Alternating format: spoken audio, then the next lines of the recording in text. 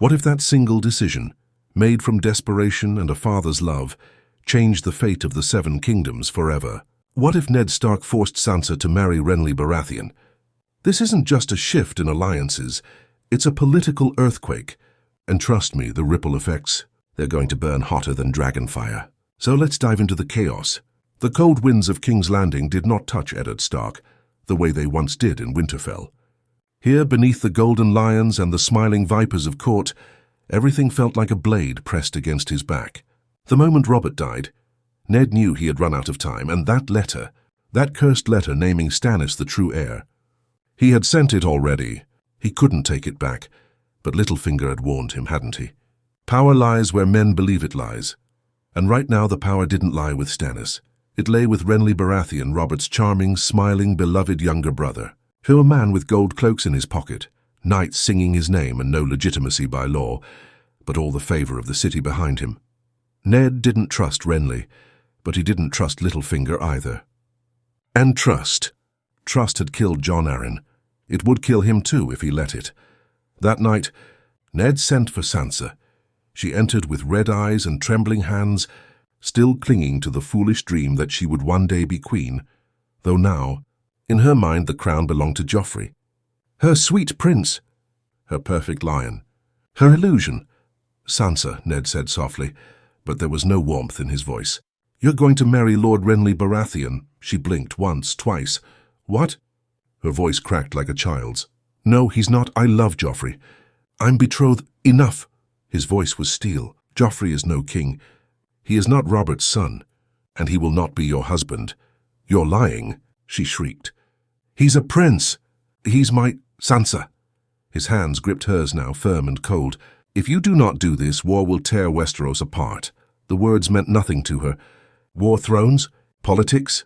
She was a girl in love, but Ned was not asking.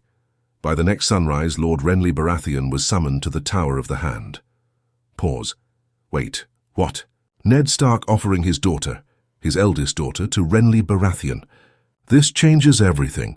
Forget Littlefinger's plans. Forget Cersei's web. This is a power move straight from Tywin's playbook. But hold on, it's about to get way messier. Renly didn't expect the offer. He laughed at first, thinking it a jest. But when he looked into Ned Stark's eyes, the laughter died. You would trade your daughter for my sword. I offer my daughter for the realm's peace. She's a child. So was Lyanna, Ned snapped. And they crowned her queen of love and beauty. Don't speak to me of age. There was bitterness behind his eyes, a memory burned too deep. Renly considered. He wasn't stupid. He knew Ned Stark was a man of honor, and sometimes the most dangerous men were the ones who meant their words. Sansa was barely a woman. But if marrying her gave him the North's backing, if it made him a king before Stannis could even raise his banner, he extended his hand. When? Tomorrow. Then we ride by dawn. 3 days later, the Sept of Baelor saw a wedding unlike any in recent memory. No feasts, no singers. No fools dancing with painted faces. Only silence, heavy cloaks, and steel eyes. Renly wore green and gold. Sansa wore stark grey. She didn't smile. She didn't look up.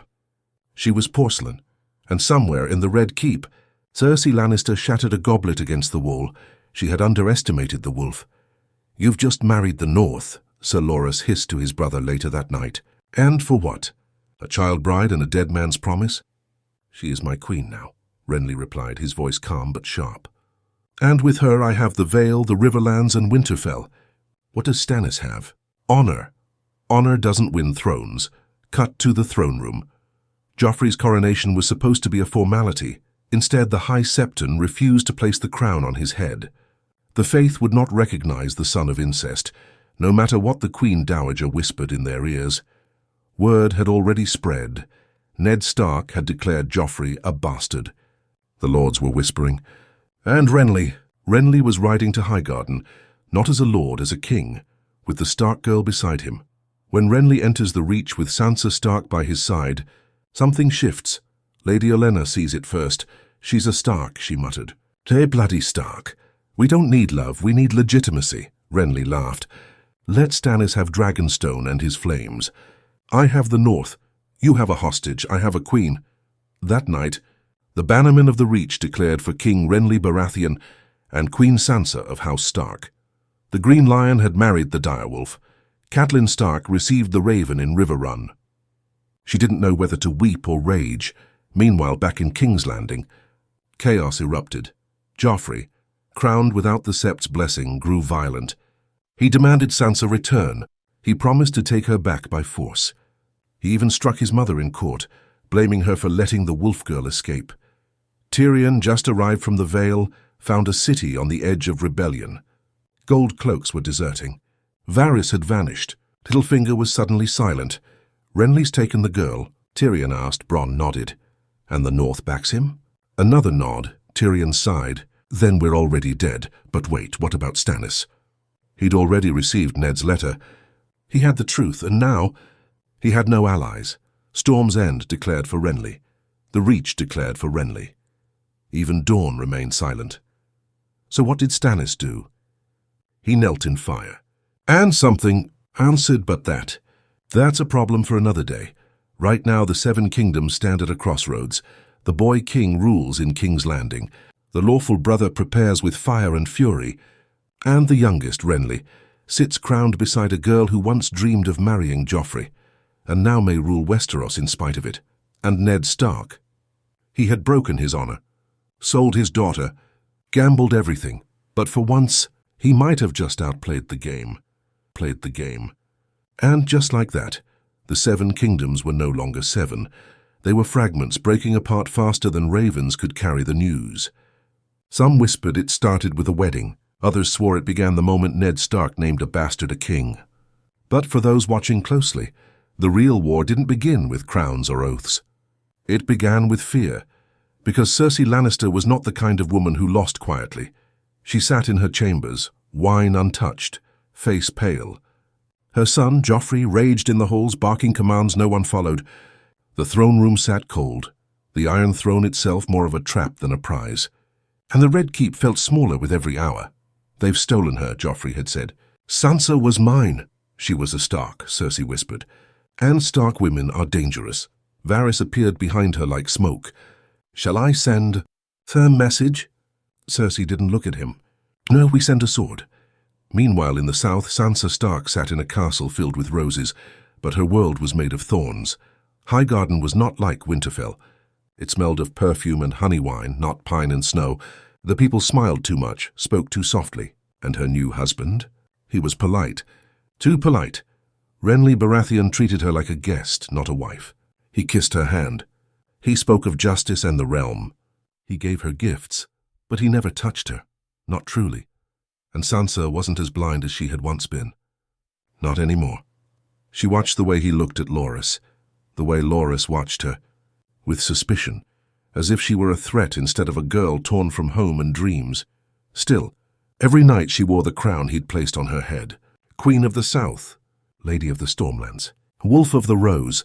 But behind her eyes the questions grew louder. What had her father done? What had she become? Lord Tyrell will not fight his own blood, Renly said, staring at a war map. He will if Cersei sends Jaime, Loras replied. Your brother might not have the numbers, but Jaime Lannister? I've faced lions before, Renly muttered. Not this one. Renly nodded. Then we give them no time. We march on King's Landing now. You mean to take the capital? I mean to liberate it. Sansa stood quietly in the corner. She had not been asked to attend the war council, but she had come anyway.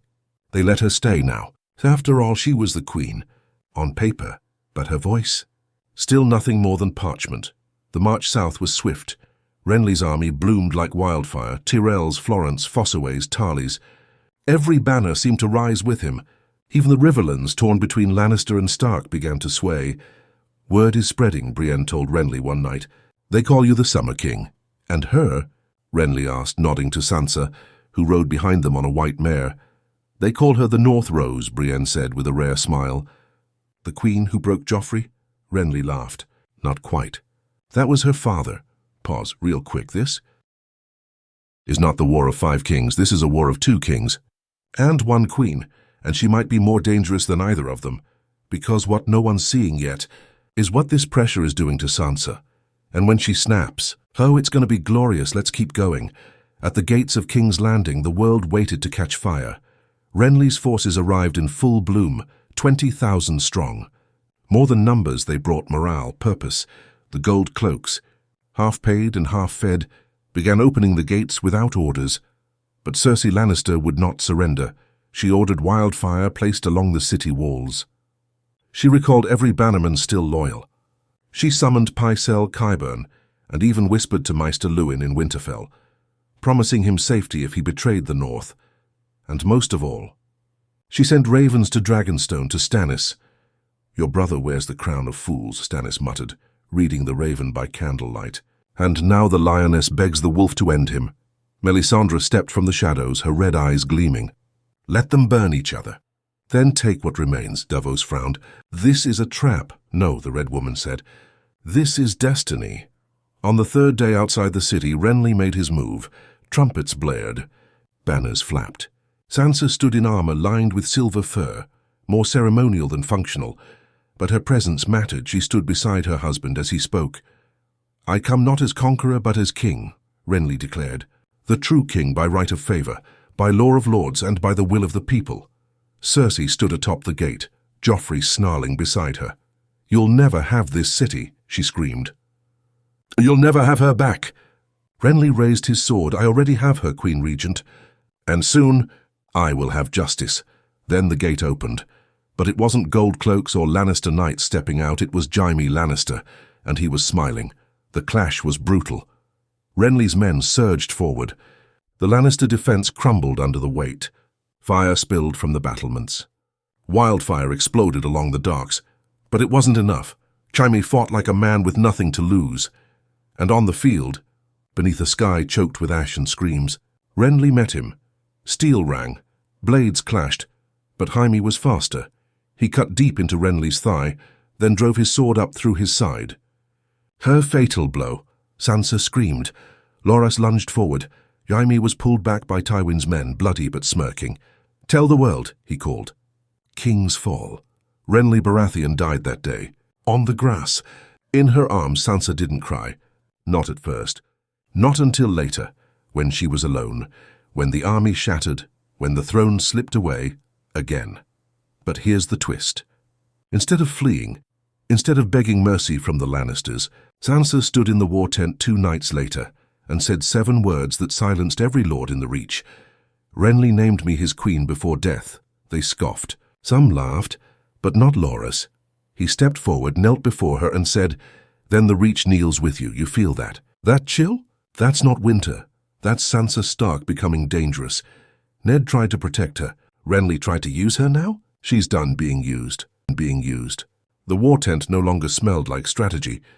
It smelled like blood, sweat, and ambition. Sansa stood at the center of it all, not behind a man, not beside one, but alone. The map of Westeros lay stretched before her, pieces moved by trembling hands and hopeful eyes. Every lord in that tent had come expecting orders from a king. Instead, they faced a girl in mourning robes and a crown too large for her head. And yet, they listened, because Renly was dead, because no one else dared to lead, and because behind those Tully blue eyes of hers, something had changed. "You want us to kneel to her?" Randil Tarly barked, spitting the words. "A northern girl, a widow. This is madness." "No," Sir Loras said, voice tight. "This is vengeance. She has no right. She has his name." They turned to Sansa. She didn't blink. "Renly crowned me with his last breath," she said, "and every man here heard him." "Convenient," Tarly muttered. "Swear your sword or leave," she said, simple. Cold. She didn't raise her voice. She didn't cry. She was no longer the girl who begged for dresses and songs. She was something else now, and slowly, one by one, they bent the knee. Pause. Are you seeing this? Sansa Stark just claimed the Reach. Without fire, without dragons, without a single sword raised. She did it with grief, steel, and a name. The Game of Thrones just met its newest player, and she's not here to play fair. Let's go deeper. In the days that followed, Highgarden became a kingdom in all but name. The Reach was leaderless, its king slain, its queen crowned by whispers and desperation. But in that power vacuum, Sansa thrived. She listened more than she spoke. She let Loras rage, let Olenna scheme, and let the lords fight amongst themselves. But every decision came through her hands. Ravens flew north, to River Run and Winterfell, to her mother. To Robb, to declare what the South had never heard before. The Queen of Thorns has passed the rose. Sansa Stark of Winterfell is now Queen of the Reach by marriage and right of mourning. Robb was silent when the raven came. Catelyn read the letter 3 times, then once more. She's alive, she whispered. She's ruling, Robb said. Disbelief in his voice. She's doing what you're doing, Robb turned away. She's doing what Father never wanted for us. In King's Landing, Cersei shattered another goblet. You let her rule, she hissed at Varys. You let her live. I gave the order to take her back. Jaime gave the order to kill her husband, Varys said calmly. What did you think she would do? I thought she'd run. She's a Stark. Cersei stared at him for a long time, then let her drown in roses. The Reach devours its own eventually, but it wasn't just roses that grew in the Reach. It was secrets, it was alliances, and it was R'hllor. At night, when the candles burned low, Sansa dreamed of shadows, whispers, fire on water. A red woman, eyes glowing, whispering of sacrifice. At first, she thought they were grief-born visions, until the woman arrived, Melisandre, sent by Stannis, but not to kill her, to offer her fire. You wear the crown of a dead man, Melisandre said. I wear it well. He had no right to it. Neither did my husband's killer. Melisandre stepped closer. You lost your prince. I lost my faith. But the Lord of Light sees your heart, girl. You are fire waiting to be lit. I am ice, Sansa said. I am the daughter of Winterfell. Melisandre smiled. Then we shall see what happens when winter meets flame. Pause. Yeah, I know. Did you catch that? Stannis didn't send her to kill Sansa. He sent her to convert her, because he doesn't see her as an enemy anymore. He sees her as a weapon. And Melisandre? She sees something more. This isn't politics anymore. This is prophecy. Sansa didn't trust the Red Woman, but she didn't send her away either. Instead, she asked questions, listened, watched the flames. And when she saw her father's face in the fire, screaming, burning, she didn't flinch. She just asked, what else do you see? The realm, meanwhile, spiraled. Joffrey ruled in name only. Tyrion scrambled to keep the city from imploding. Stannis marched from Dragonstone with Melisandre's visions driving him forward. And in the Riverlands, Robb Stark faced betrayal from within, but none of them saw what was happening in Highgarden, because Sansa Stark was building something, not just a kingdom, not just revenge, a future. She began marrying off. Reach nobles to northern bannermen, replacing soft-flowered loyalty with hardened wolves. She sent grain to the Riverlands, weapons to the Vale, and quietly, ever so quietly, she invited Lady Margaery to her court. You were meant to marry Joffrey. Sansa said, I was meant to die beside him. Now he rules a dying city, and we rule the realm that feeds it. Sansa poured the wine. To broken promises, she said. To new queens, Margaery replied, and the glass clinked like the first note of war. The day the first raven burned in flight over Highgarden, Sansa Stark felt it in her bones. The flames hadn't touched her, not directly, but word spread fast. A raven from Dragonstone had burst into fire mid-air, wings shrieking, message lost to the wind. Superstition clung to the act like frost. Farmers called it a curse. Septons called it judgment. Sansa called it a message. Stannis Baratheon had made his move, and now all of Westeros would feel the heat. But Sansa didn't panic. She prepared.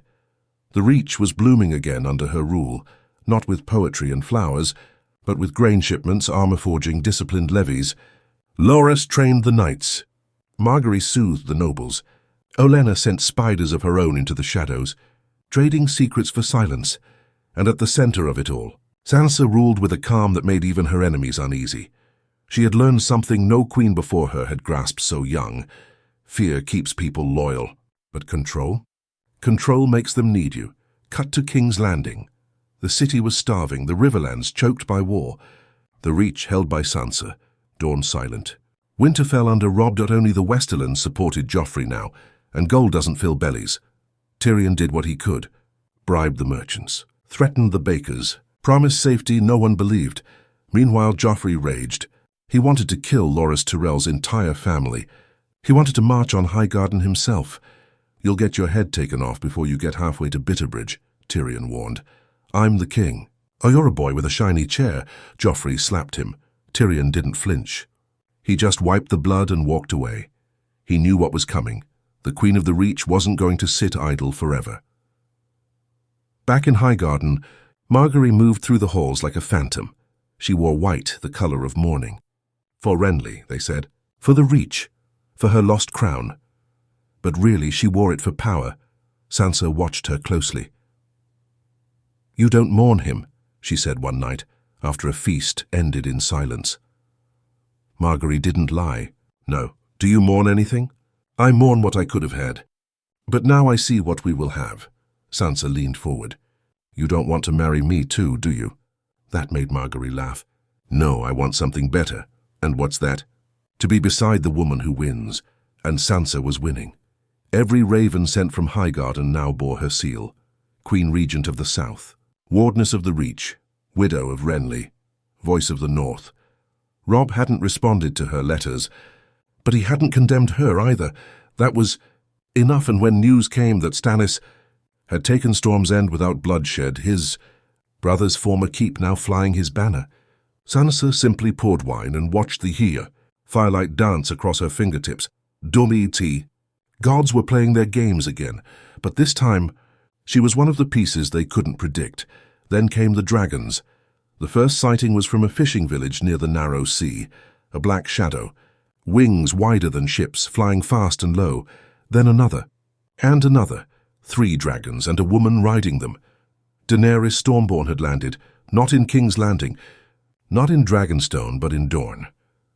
Pause, let's talk about it, because while everyone else was fighting over crumbs, Sansa ruling the Reach, Stannis grabbing castles, Joffrey clinging to power, Daenerys was watching from across the sea, and now she's not just back, she's landed with fire and loyalty, and the Martells. So they've been waiting.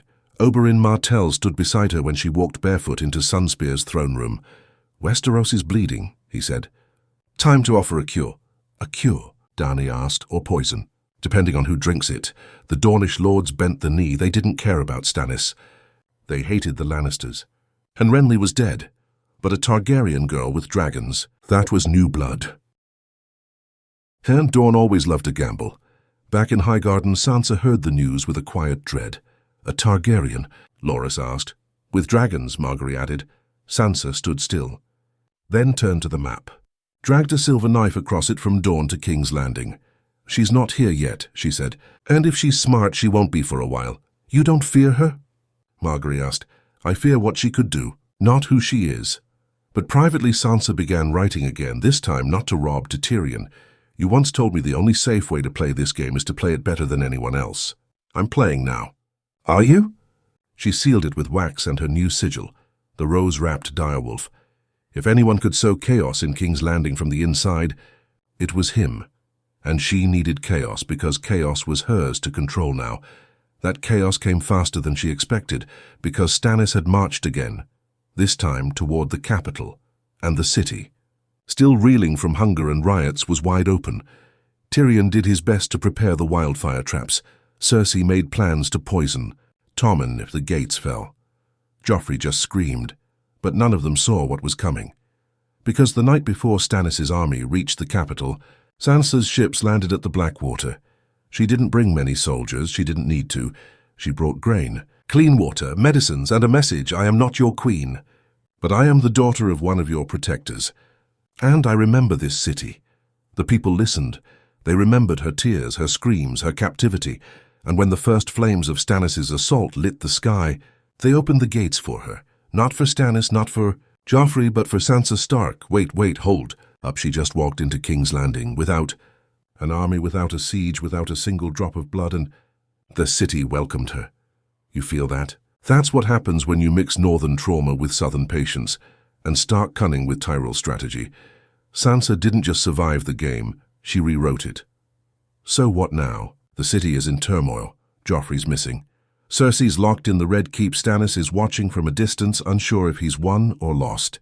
And in the throne room, Sansa Stark stands beneath the Iron Throne.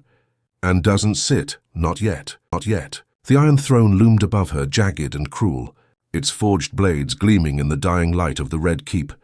Sansa Stark stood before it, not with a crown, Not with acclaim, but with the silence of a city behind her. The hall was empty save for echoes. But beyond those blackened doors, King's Landing breathed in awe. No parades, no trumpets, no bloodied banners, just Sansa, and no one dared stop her. The climb to the throne was slow. Not physically, just a few iron steps, but emotionally. It felt endless. Every memory bled from each step, Joffrey mocking her, Cersei slapping her, Littlefinger whispering lies, her father kneeling before a crowd that wanted his head, her mother's last look at her, the fall of Winterfell, and now, as she reached the top, one hand grazing the cool steel. She didn't sit. She stared because she could. But should she? Behind her, the doors creaked open. Margaery entered first, dressed in black as always. The Morning Queen turned advisor. Then Loras, bloodied and tired, sword in hand, and finally, Tyrion limping, bruised but smiling. "You always did aim high," he said, gesturing to the throne. Sansa didn't smile back. "I'm not sitting." "Not yet," Tyrion said. "But you will." Pause. "Let's catch up. Cersei's been cornered. Joffrey has vanished. Rumor says he fled the city in a disguise, dressed like a kitchen servant. Tommen's too young. Myrcella is gone. The Iron Throne is empty, and everyone's waiting to see who claims it. But the truth is, Sansa already has. She just hasn't announced it yet.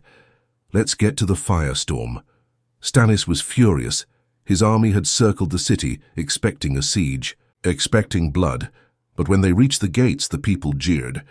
They mocked him. "Go home, usurper," they shouted. "We have a queen now. She brought bread. She fed my child." His soldiers wanted to fight. Melisandre urged restraint. "She is the fire I told you about," she whispered. "Do not challenge her. Join her. She is a Stark," Stannis said coldly. "A woman. And a pretender." "No," the Red Woman said. "She is a storm no man can stop." But he didn't listen. He marched toward the city anyway. Inside, Sansa gathered her council. Tyrion, Margaery, Loras, Brienne, Lord Garth Tyrell. Even a few nervous Lannister bannermen. "We let him in," she said. The room erupted. "Madness. He'll kill you. Stannis burns those who disobey." Sansa held up a hand. "We let him in," she repeated. "But only him. Not his army, and not his priestess." Tyrion nodded slowly. "You're going to trap the king in the North's most sacred move." "The guest right," she nodded. "He drinks my wine, eats my bread." And then he listens. And Stannis came alone. He stood in the throne room facing her, jaw clenched. "You are not queen," he said. "I'm not a king either. But I feed the people. I rule the city. And the throne is empty. You're a girl in a hall built by dragons. And you're a man who couldn't even keep your brother alive." Silence. Then he laughed, a bitter, broken sound. "You're bold." "No," Sansa said. "I'm tired." She stepped closer. "But I have enough strength left to do what needs to be done. Can you say the same?" He didn't answer. Instead, he knelt, not to her, but in exhaustion. And when he stood, he didn't bow, but he didn't draw steel either. "You are not my queen," he said. "But I will not burn your city." Then he left. Boom, just like that. Stannis turned back, because Sansa did something no man had done. She stopped a war, without blood, and the people saw it. They whispered her name with reverence. Now the Silent Wolf. Queen without fire, the girl who undid. Kings, but one enemy remained, Cersei. Lannister. She had barricaded herself in Maegor's holdfast. Dozens of guards, barrels of wildfire, Tommen in her arms, and one vial of poison on her lips. Sansa didn't storm the doors. She sent Brienne. "You once served a queen," Sansa said. "Serve her again. This time don't fail." Brienne entered the holdfast alone. What was said in that room, no one truly knows. Only that an hour later, Cersei Lannister was escorted, unarmed, to the dungeons. Tommen was safe. The wildfire was never lit, and Brienne never spoke of what she promised the lioness mother. The realm was healing. Micai, Reach bowed to Sansa. The Vale supported her through Peter Baelish, still pretending to be a loyal uncle. The North was watching, and Dawn? Dawn finally spoke. "A raven arrived from Daenerys. You sit where I was promised. You wear the crown that belongs to fire. Let us meet. One queen to another." Margaery read it aloud, smirking. "Well, she has style. Should I go?" Sansa asked. "You can't," Tyrion said. "If you leave, the wolves will pounce." "I'll go in your place," Margaery said. Sansa raised an eyebrow. You?